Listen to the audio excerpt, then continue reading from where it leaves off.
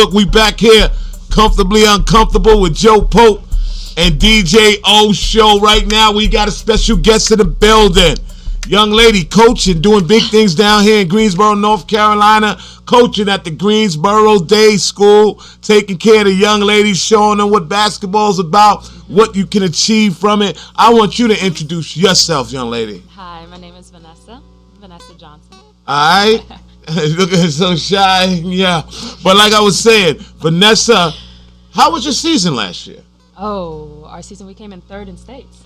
Third in states, that's a good look. Yeah. So how did you develop your team? Like how did you put all these young ladies together and come up with a chemistry? Well, we first started off with about 6 to 8 girls. Our program was shit.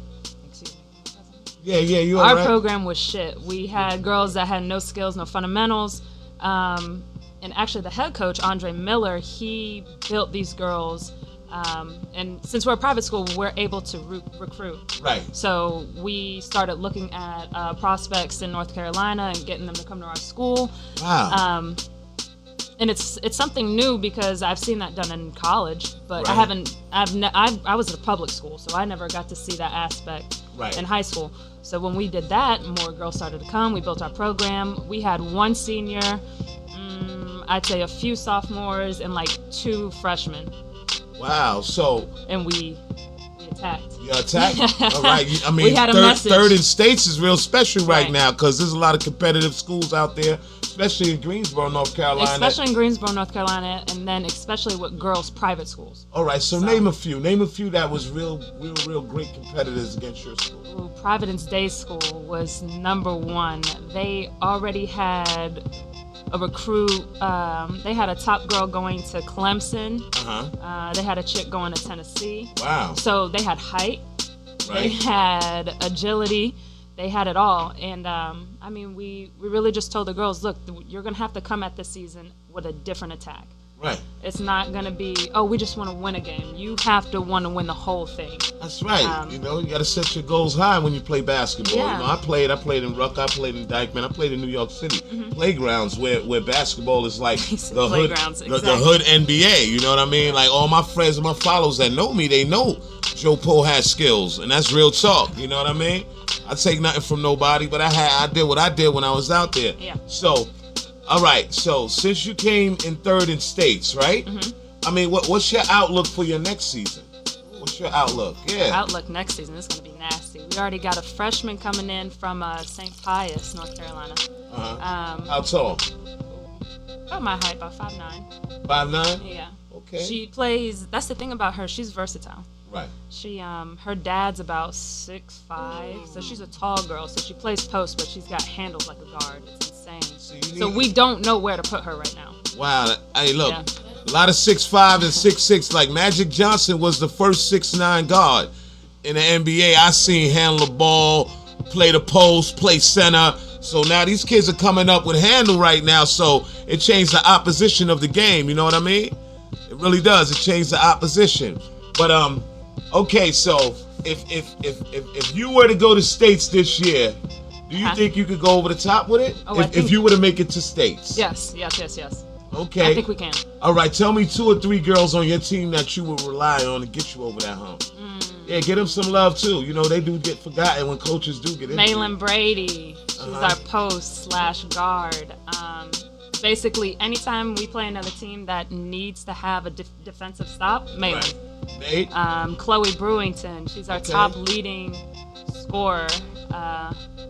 It's about 20, 21, 22 points a game. Ooh. Which is crazy. Literally, every time the kid touches the ball, she's just shooting. Wow, that's not bad. And Caroline Davis.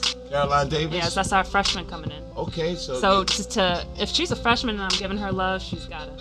Okay, yeah, I understand. A lot of coaches don't up that love. I usually don't. But I want to get a little deeper than that. Tell me about you. Tell me about what drove you to be a coach. You said you played ball, so let's start there. I actually did not want to coach.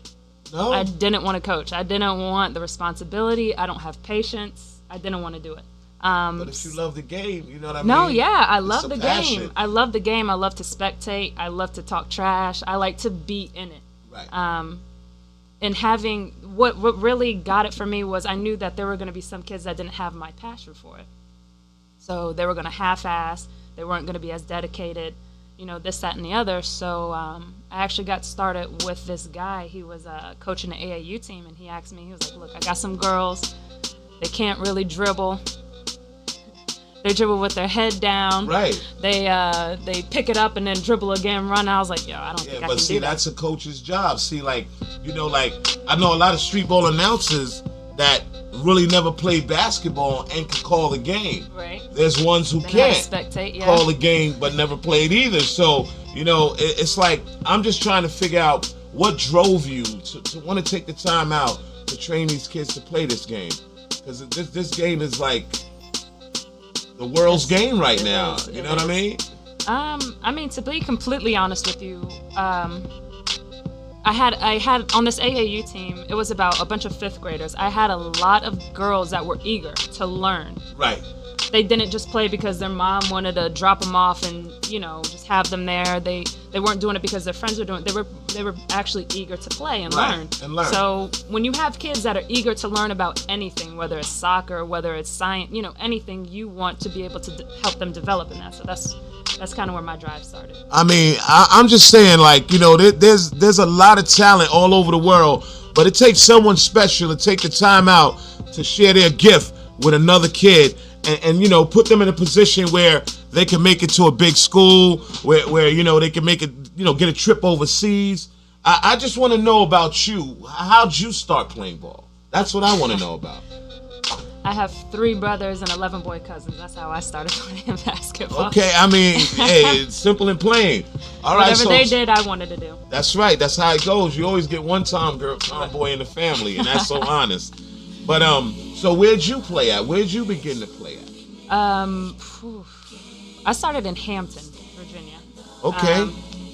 I was a crab at Hampton High School. One of my good friends played for Hampton. I actually grew up, funny or not, watching Allen Iverson on the blacktop.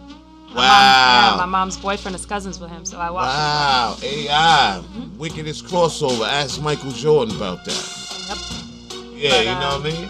But then I went up to Christiansburg, Virginia, and that's where I graduated. And then I played with Drew up in, I didn't get to play with her, but we went to Guilford College. I hooped there for a little bit. Okay. Yeah, Drew's a good friend of mine. She got a nice tape, too. We're going to get her up here for the interview, you know what I mean? She came in here with her poetic justice hairdo today, but I'll get with her later on. It's right. Y'all see, she got that Stella How You Got Your Groove back shit. Yeah, right? Yeah. Brittany's single, too, fellas. She's looking. You know what I mean? All right, but tell me, all right, how was your career coming up in high school? Junior high school, everybody's in, but high school, what were you ranked? In other words. Oh no, I was a little slow in high school. I'm not even gonna hype myself. Right, but you made it to the collegiate level. I did. So it had to be something there. No, I wasn't ranked anything. I was really overlooked. I was a 6-man coming off the bench, probably scored about 10, 11 points. Right. Got our team to where we needed to be, but I wasn't ranked.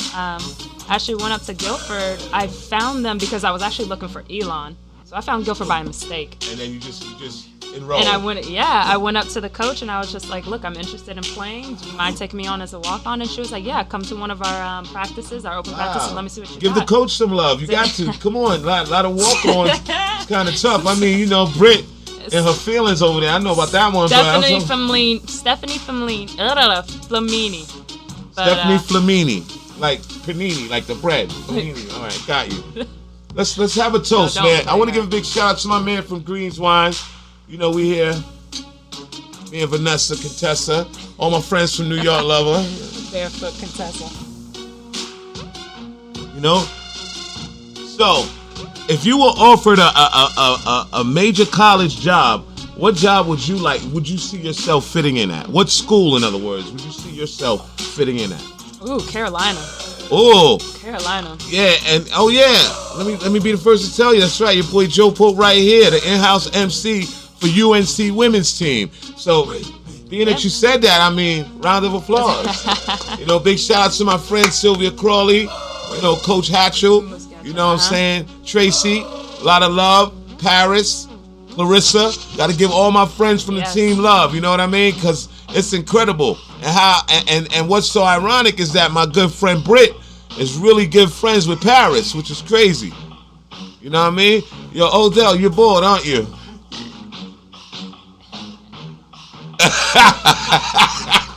Yeah. You know what I mean? She's off work getting toasty, but I said at the Comfortably Uncomfortable show with Joe Poe, we doing it here. I'm interviewing a young lady coach. She's incredible from Greensboro Day.